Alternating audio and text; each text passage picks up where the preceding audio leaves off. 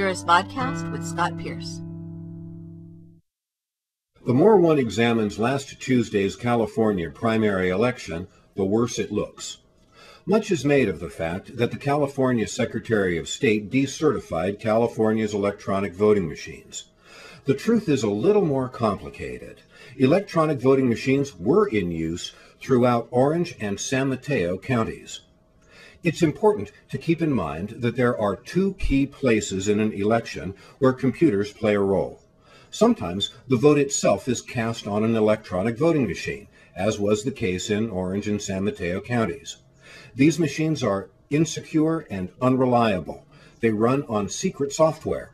There's no reason to trust the results from any election conducted on these machines. The second key role for computers is for counting the votes.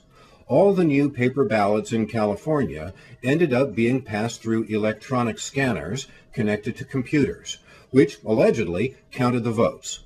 These machines also are unreliable. Secret software is used here, too. Last Tuesday, Georgia found a third key place for computers, voter check-in.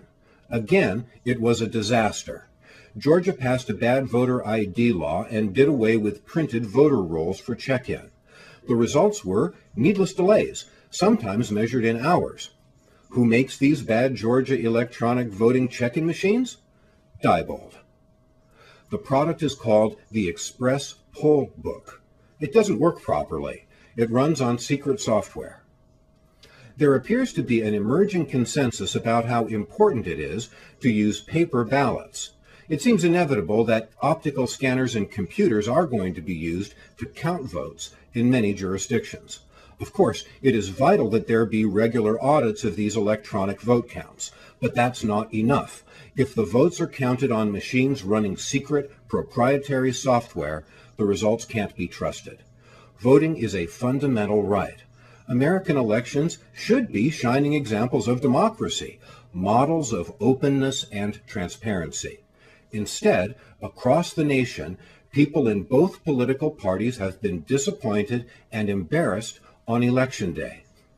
We need paper ballots. We need public vote counts on simple machines running open source software.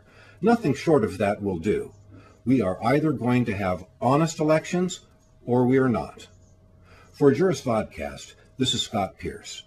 Thanks for your attention. Juris Vodcast is a production of Nuclear Podcasting.